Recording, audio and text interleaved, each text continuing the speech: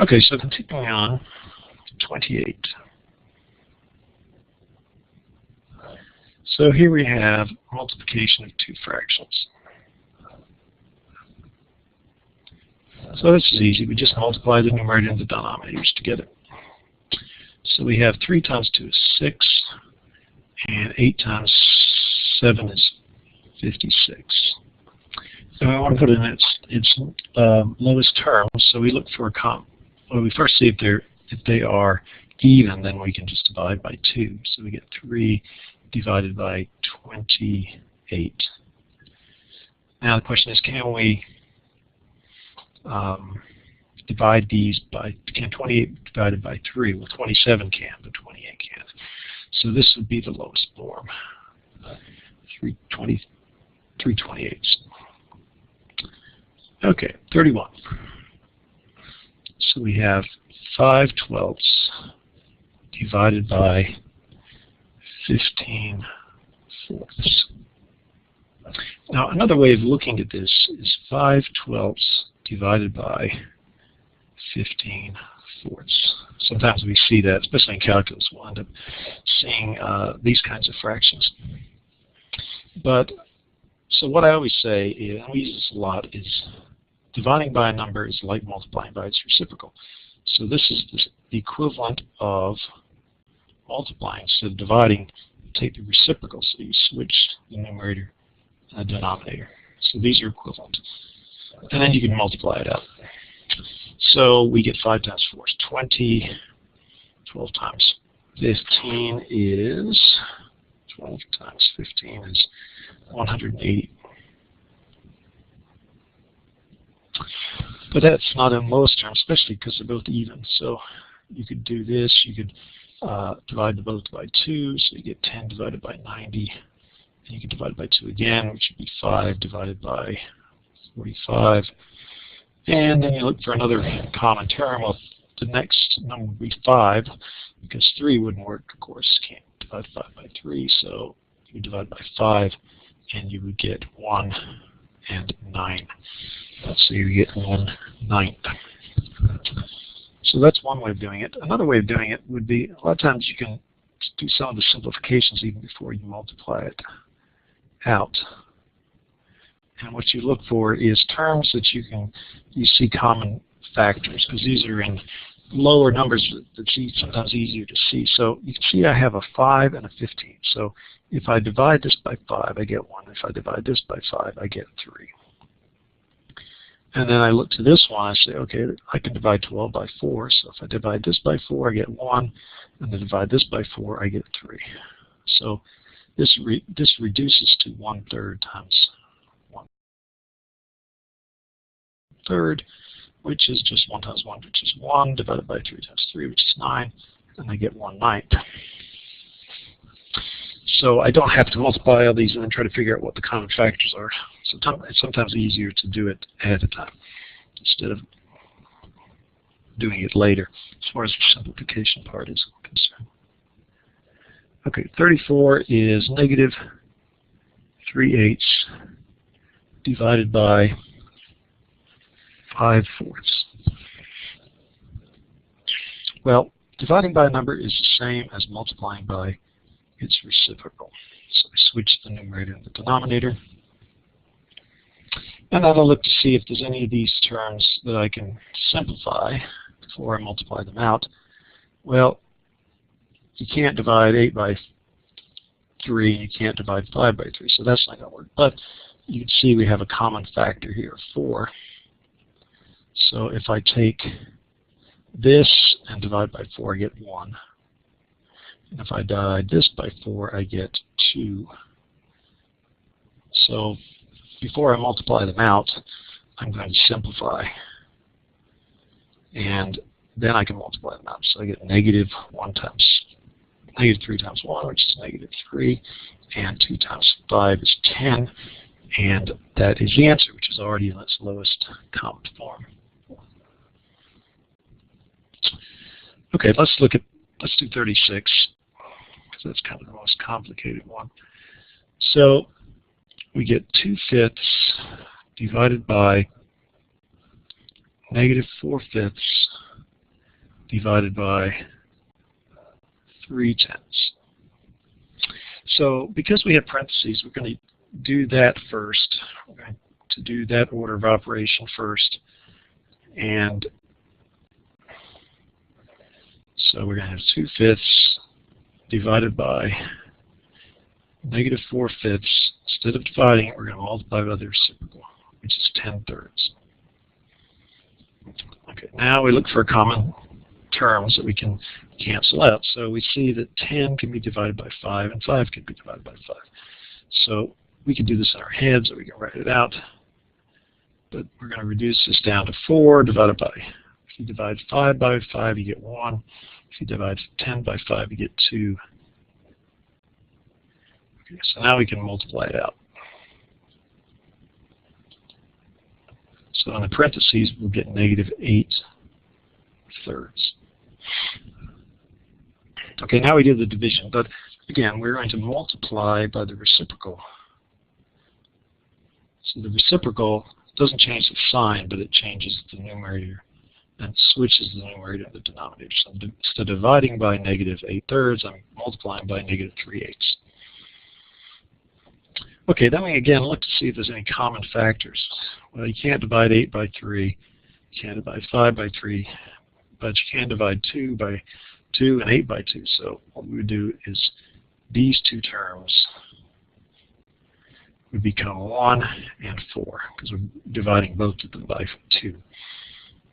And then we have the -3 and the 5 down there. And now we can multiply that. So you get negative from here. 1 times 3 is 3. 4 times 5 is 20.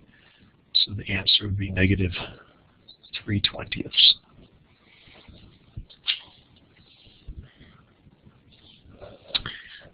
Okay, what we got next here? Let's look at 39. It says the mixed number 2 and 5/8 represents 2 plus 5/8. We can convert 2 and 5/8 to a fraction as follows.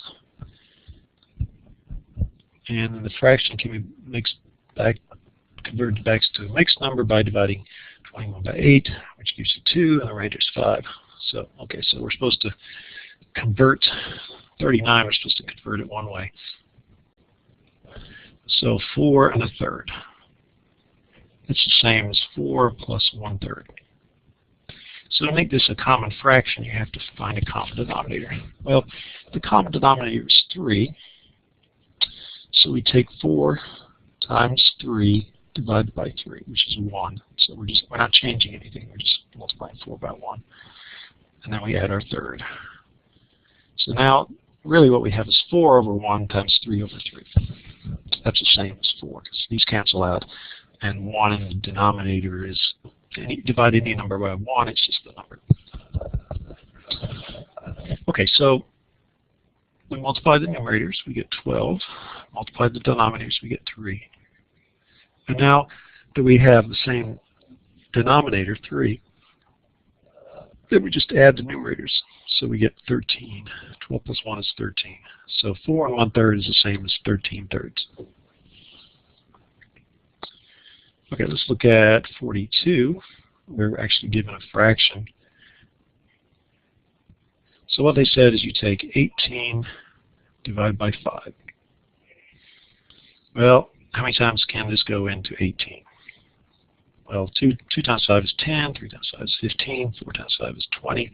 So the number we'd use is 13 because we want a positive remainder. So 3 times 5 is 15. We subtract, we get 3. So the answer, 18 divided by 5, is 3 with the remainder of 3. And the other way of writing that is 3 plus 3 divided by 5 using the same denominator. And so that's 3 3/5.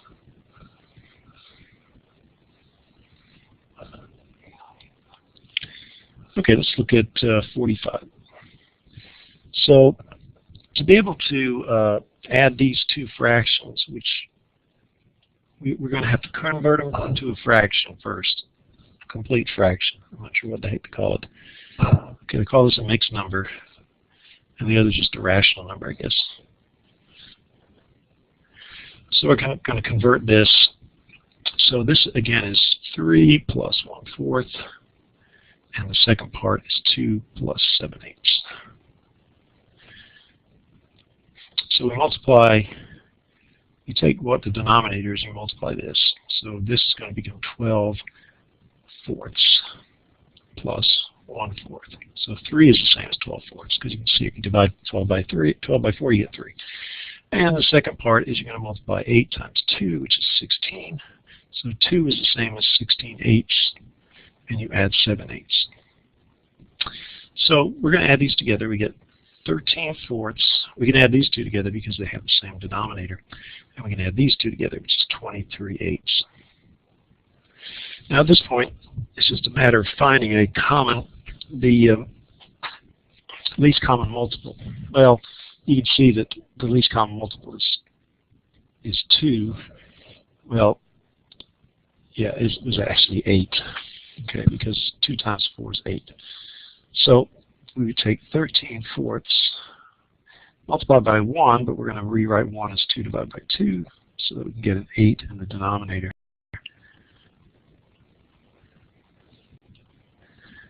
And so now we can multiply it out, so we get 26/8. 13 times 2 is 26, 2 times 4 is 8, 23/8, the second term. Now that we have the same denominator, we just add the numerators, and we get 49/8. And that's in the lowest form because you can't divide them by 2, and you can't divide those. You can only divide them by 7, and you can't divide 8 by 7. And actually the final answer as a mixed number is we would take 49 divided by 8. So 5 times 8 is 40, 6 times 8 is 48, 7 times 8 is 56, so we're going to use 6. 6 times 8 is 48. We subtract, we get 1. So this is equivalent to 6 and 1/8.